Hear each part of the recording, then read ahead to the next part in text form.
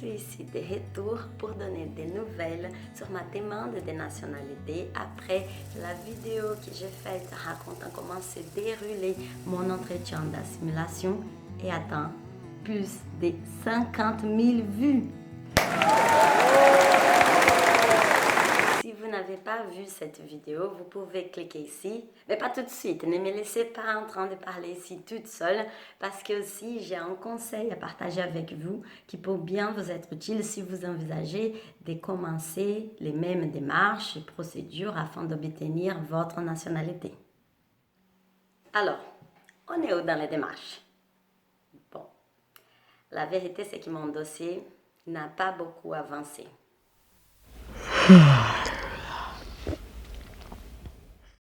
Pour les contextes, j'ai eu mon premier rendez-vous pour présenter mon dossier à la préfecture de Créteil dans le Val-du-Marne en août 2019. Puis, suite à ces dépôts de dossiers, j'ai eu les rendez-vous pour mon entretien d'assimilation le 3 décembre 2019. Vis-à-vis du temps qui prend toutes ces démarches et en comparant à d'autres préfectures, je pensais être proche de la fin, mais pour moi, ce n'est pas encore le cas.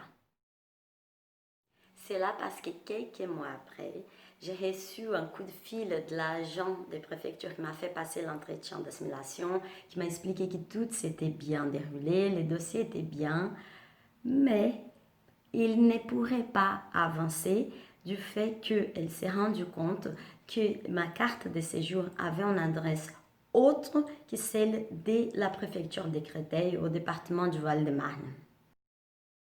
C'est parce que quand j'ai fait la demande, quand j'ai obtenu ma carte de séjour, j'habitais dans une autre région et je n'avais pas réalisé les changements d'adresse sur ma carte.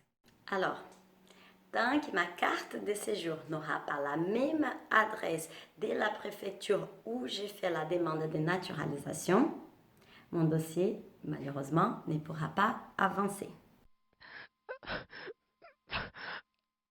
Ce coup de fil qu'elle m'a passé, c'était à peu près comme ça. Mais madame, pourquoi vous n'avez pas changé l'adresse de votre carte de séjour après avoir déménagé? C'est tellement facile pourtant. Pourquoi? C'est drôle parce qu'on voit que ce sont vraiment deux univers différents. Changer l'adresse de la carte de séjour selon l'administration française.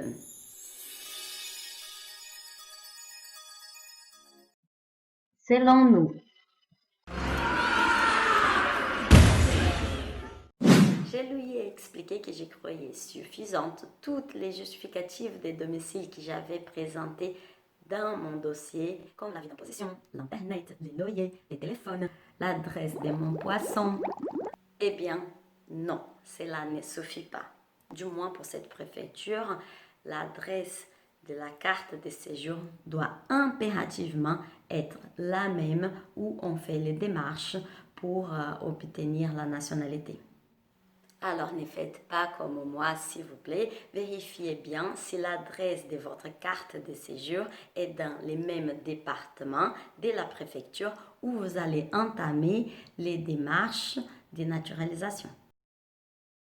Je suis alors repartie dans cette mission qui c'est de trouver un créneau sur Internet pour un rendez-vous pour faire les changements d'adresse de ma carte de séjour. J'ai finalement trouvé une date pour les rendez-vous et la date qui m'a été attitrée pour faire ces changements d'adresse, devinez, c'était pour le 16 mars.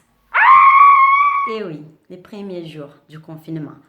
Donc, pour l'instant, je n'ai pas encore pu faire ces changements d'adresse. Je croise les doigts et j'espère que lors de cette rentrée, je suis déjà à nouveau en train de chercher une date pour ces rendez-vous.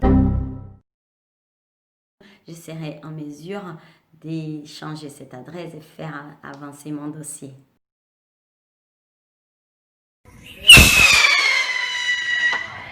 Je me suis dit que parmi les plus de 50 000 vues de la première vidéo que j'ai faite, il y a certainement des personnes qui ont vu la vidéo, qui ont fait les démarches, qui ont tout bouclé et je suis là encore.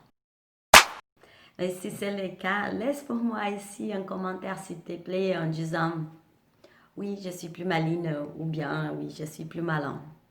Ah, j'allais oublier, j'ai aussi préparé une autre vidéo en partageant 10 astuces pour bien préparer ton entretien d'assimilation afin d'obtenir ta naturalisation.